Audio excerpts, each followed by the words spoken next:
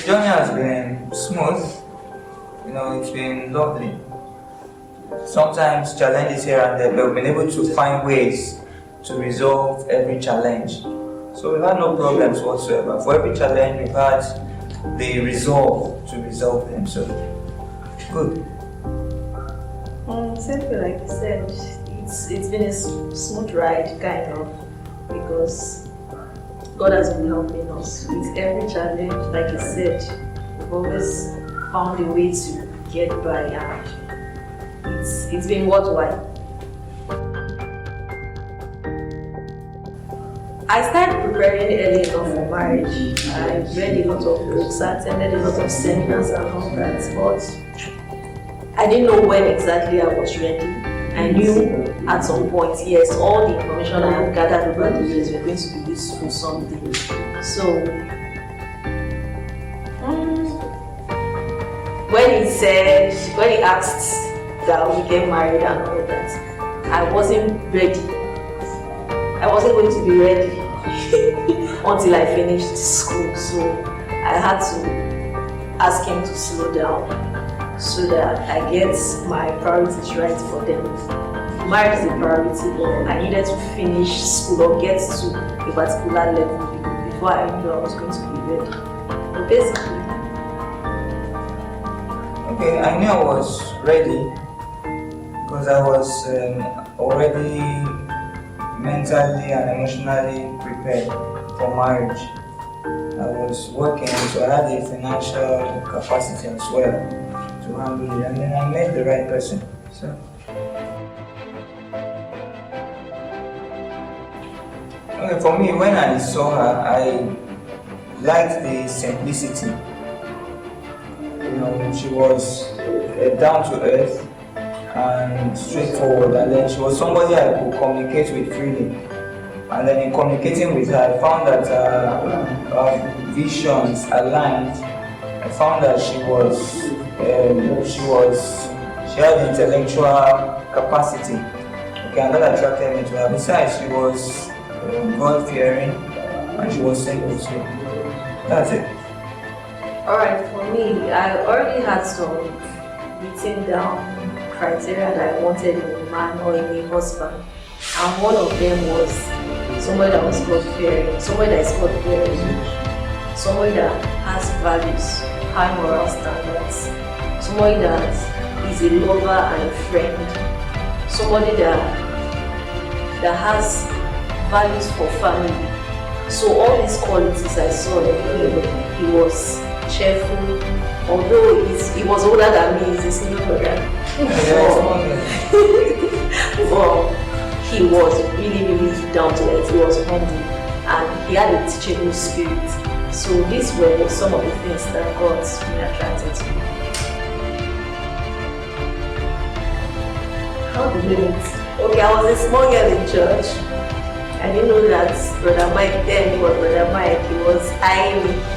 He was always coming around, asking for my studies, how you doing, how is everything. He was a caring bro then. So he came around a couple of times and he was always encouraging me because as of then, I was looking for admission. So he was always encouraging me to read, pick up exam forms and all that.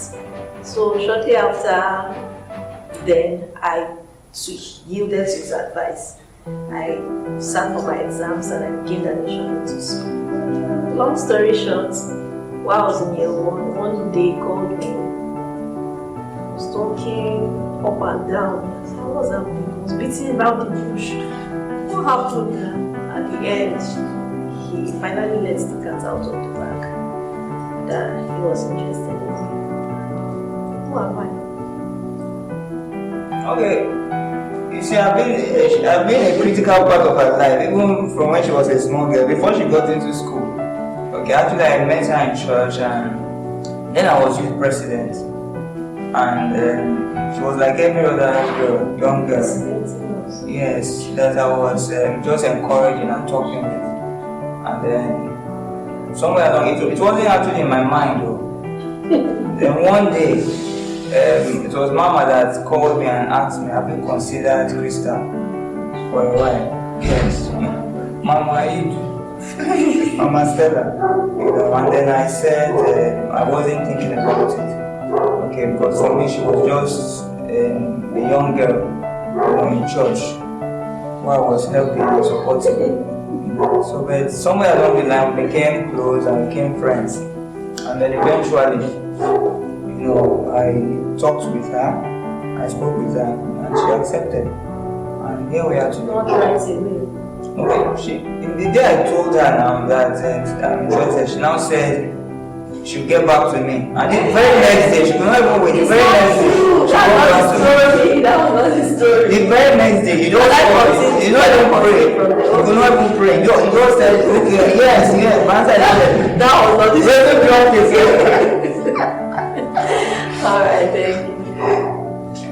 You accept it? Say yes. I accept. Okay, good.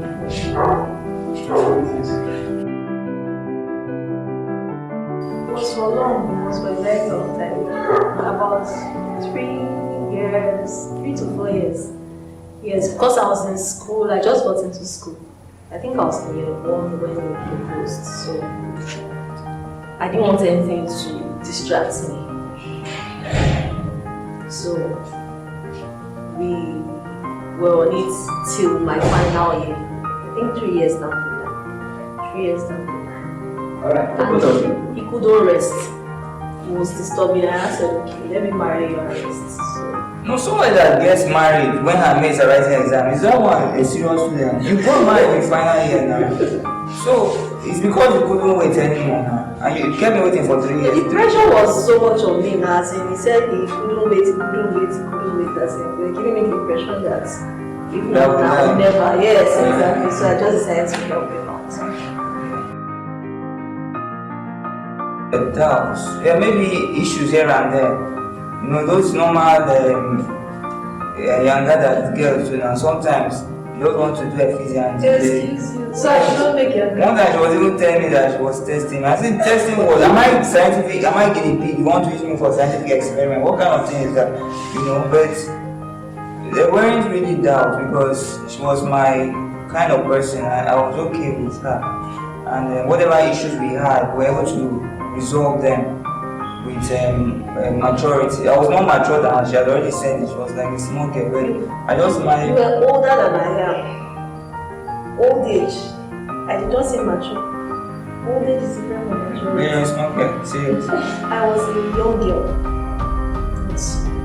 Thank you.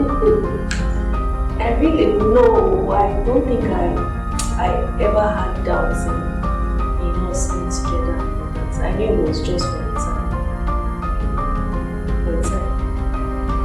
The period of the time. And the time eventually. Alright, aside God, okay, God is our number one factor. Is our number one factor, is the owner of our marriage, and we acknowledge him as the number one person. Then aside that, communication, we talk a lot, we talk over everything, we talk about everything, and our sense of humor. We can play over things, like things that would ordinarily be serious. Somebody might just make fun of it, and at the end of the day, we'll just play. By then, sense of maturity. Sometimes I behave childish, I just be like a small girl. And I always show the father figure, like, you're a small girl, and all that. Well, for me, what do you do when you have children around you? You have to be the father and take care of them and handle them well. So for me, like you said, communication has been key. Communication is very, very critical. We talk and then we understand each other. Then again, tolerance. Like I tell people, sometimes love is not the major thing you need to keep in mind, because there are days when love and beauty, all those things, you won't feel it anymore. The communication is key. Be able to communicate, be able to tolerate each other and manage, our differences. I think that's what has brought us this far. It's not so easy, but I've found out what works for me. come to find out what works for us. He's not always around. I'm always on ground. So that has helped a lot in balancing a lot of things. When he is not there, I am there. Then when he comes, he fits in as in effortlessly. And communication as well. He communicates with us on a daily basis. Every day. Not once, not twice sometimes. So communication has bridged the gap for us as him, with him not always around. Then for work and family and all that, the kind of work I do is flexible and I have a very strong support system, which has also been helpful for now, as in. So it's not so much of a big deal. Okay, so it's been challenging, but we've been able to manage it. And she has been wonderful, in that line. I really give it to her. She's on ground, yeah, so she does the running around for the kids and all that, running around for the home. Most times I'm away. And I just breeze in and out, but then we've been able to manage it, we've been able to manage the children, we've been able to bridge the gap by communicating and talking to each other, and then resolving issues as they come. Don't sweep things under the carpet. I think that has really helped us. Okay, for every young person who wants to get married, you need to develop yourself first. Okay, you need to, like I keep telling people, you need to be complete first before you get into marriage. Marriage is not for half people. Somebody that has emotional problems and baggage, that you're looking for somebody to dump them on. So you need to deal with your issues, whatever they are, and you need to be mature enough, and then you get into marriage. And when you get into marriage, you're coming to marriage not to take from the other person, but to add value to the other person.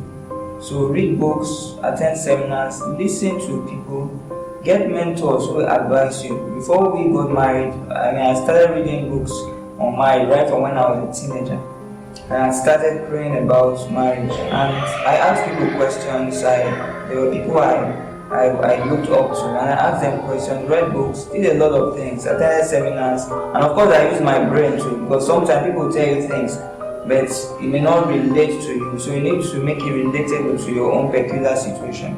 So that's what I want to advise young people. Marriage is not just about sex and money, which some people think. It's not just about going to eateries and eating. It's about commitment, it's about being with somebody for the rest of your life, so you better be ready.